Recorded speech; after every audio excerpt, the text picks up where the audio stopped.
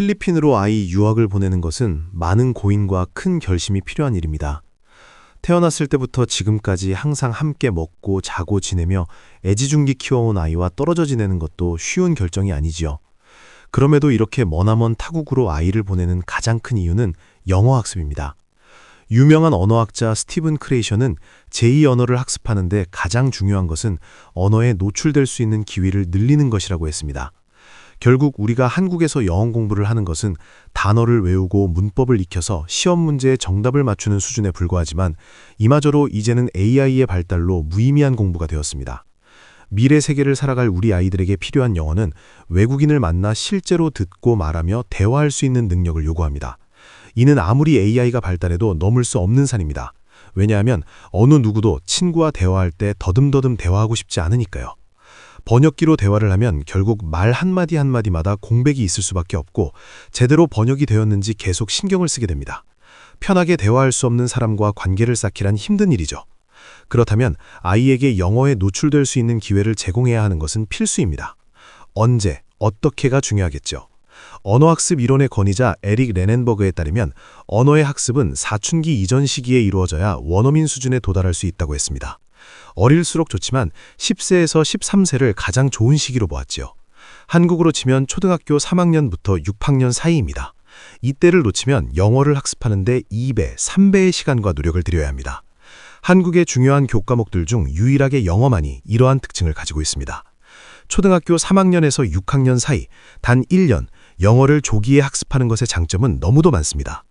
고등학생이 되어 좋은 대학을 가기 위해, 대학을 졸업하고 좋은 회사에 취직하기 위해, 외국 회사와 협업하여 창업을 하려 할 때 모든 중요한 순간에 영어는 우리의 발목을 잡습니다. 하지만 초등학교 어린 시절, 나중에 어른이 되면 기억도 잘 나지 않을 그 시절에 1년간 외국에서 신나게 영어로 떠들며 생활했던 아이들은 영어에 이미 너무도 친숙합니다. 다른 학생들이 영어에 발목이 잡혀 있을 때 우리 아이들은 그 시간을 다른 공부나 자기 개발에 활용할 수 있습니다. 고등학교 3학년, 수능을 준비하며 매일을 공부로 보내는 학생이 있습니다. 초등학교 3학년 때 1년간 외국에서 영어 공부를 했기에 영어는 공부할 필요가 없다면 다른 학생들보다 국어, 수학 등을 공부할 시간이 훨씬 많겠지요. 당연히 더 좋은 성적을 받을 수 있고 이것은 자신감으로 이어져 결국 아이의 미래를 밝게 비춰줄 것입니다. 이러한 선순환의 사이클을 만드는 것이 가장 중요합니다. 그럼 이제 어떻게입니다.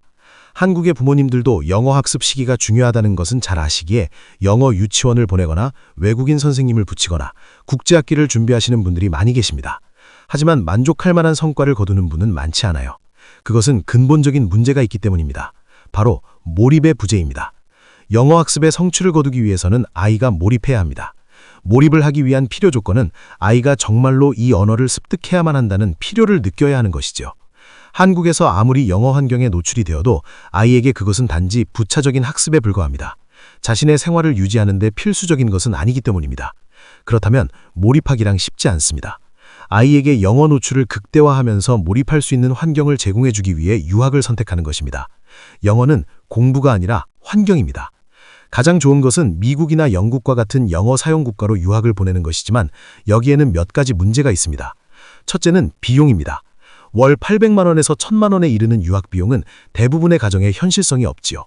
둘째는 선진국 아이들의 성향입니다. 기본적으로 좋은 환경에서 자란 아이들이 영어 한마디 못하는 한국 아이들에게 친절할 리 만무합니다. 자기들끼리 노는 것이 훨씬 재미있기 때문에 그들의 언어를 이해하지 못하는 아이에게 일일이 설명해주며 어울리려 하지 않습니다. 드문 경우지만 때때로 인종차별적인 발언을 하는 아이들도 있습니다. 셋째는 한국과의 거리입니다. 너무도 멀기 때문에 한국에 급한 일이 생겼거나 아이에게 급한 일이 생겼을 때에도 쉽사리 오고 갈 수가 없습니다. 필리핀 유학은 이러한 점에서 장점을 가지고 있습니다. 비용적인 면에서 월 300만 원이면 모든 유학 비용을 해결할 수 있습니다. 한국에서 먹고 자고 공부하는 비용을 생각하면 크게 차이가 없는 수준이죠. 또한 필리핀에서 한국의 인기는 매우 높습니다. 음악과 드라마로 한국은 필리핀 사람들에게 큰 사랑을 받고 있죠. 아이들이 필리핀 학교에 가면 앞다투어 아이에게 다가와 영어로 질문을 합니다. 학교를 다니는 내내 항상 주목을 받고 온몸으로 대화하기 위해 친구들이 노력합니다. 흔히 말하는 인싸로 하루하루를 보내다 보면 영어 실력뿐만 아니라 아이의 자존감까지 올라가죠. 거리면에서도 필리핀은 영어를 공용어로 사용하는 국가 중 한국에서 가장 가까운 나라입니다.